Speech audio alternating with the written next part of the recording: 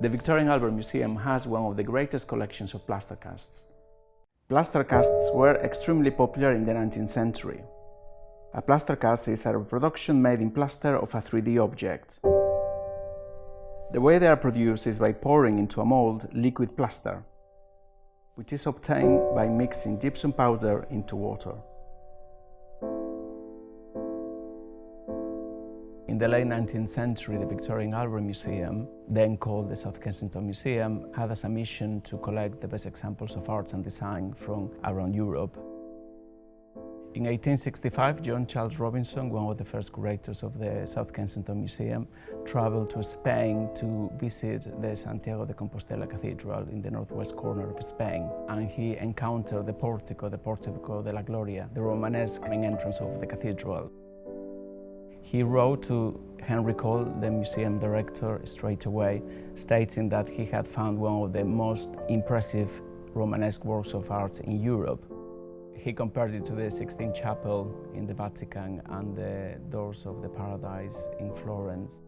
And he urged the director to arrange for a cast to be made, a reproduction.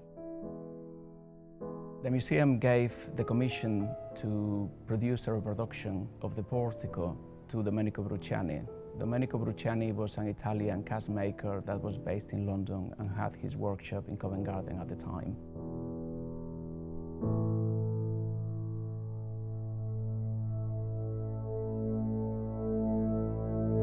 The Cathedral of Santiago is in the northwest of Spain. It's the end of a very important pilgrimage road, especially in the Middle Ages, where the shrine of the Apostle St. James is, because according to the legend, his body was brought from Jerusalem all the way to the coast of Galicia to create a shrine over the remains of his body.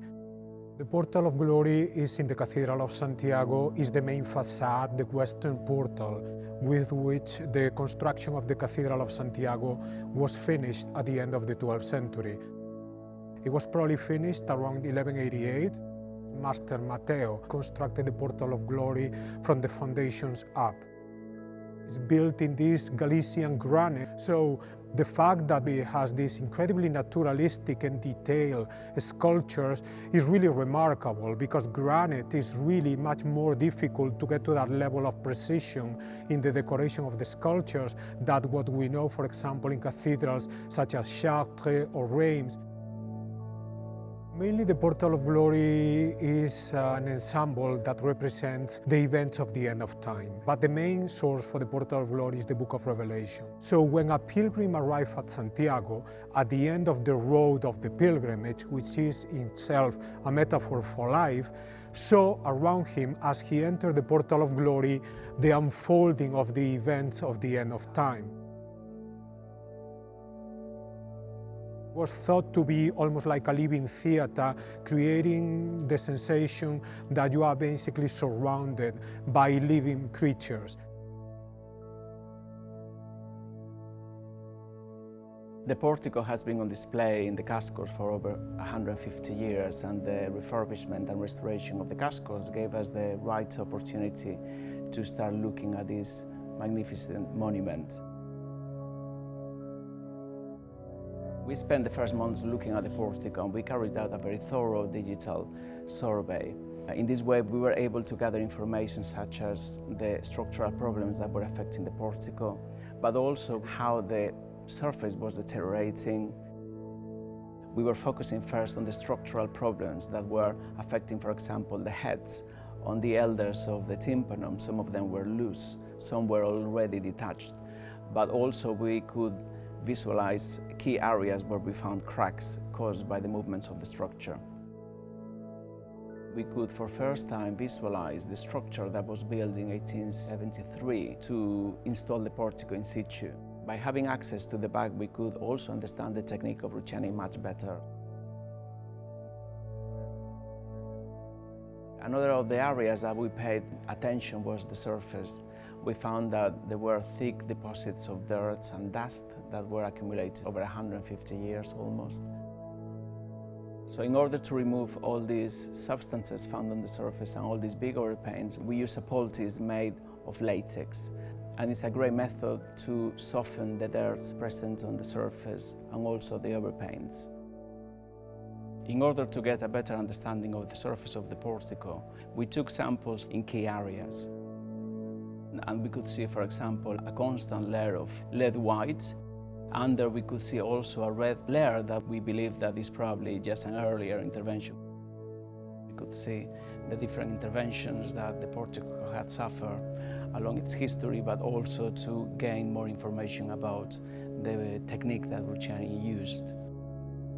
We know little of Brucciani's methods for molding such a monumental work, although documentary evidence suggests he used foils, clay, plaster and fabric.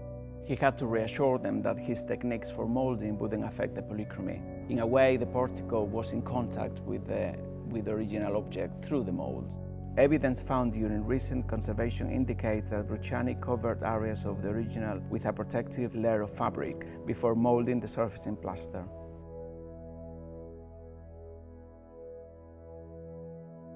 John Charles Robinson already identified the beautiful polychromy present in the portico, so there was a great anxiety to preserve the paint remains on the work.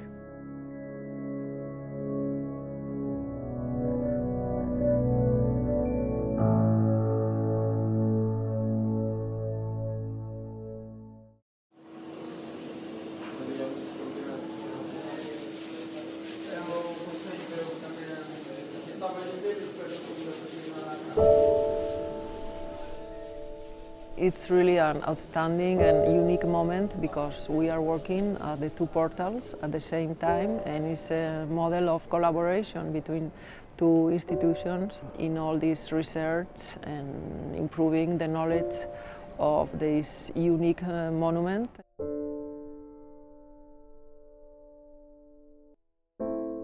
We made at the Institute some research with the samples they sent us from the museum, so after we exchanged the information, and also we could identify some parts that actually are missing.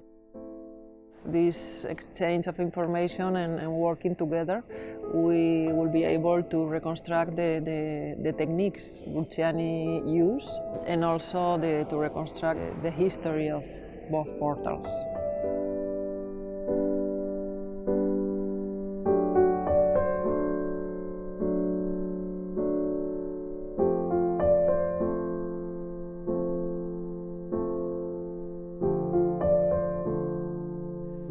Remarkably, Brucciani and his team completed the molding and casting in just over 2 months.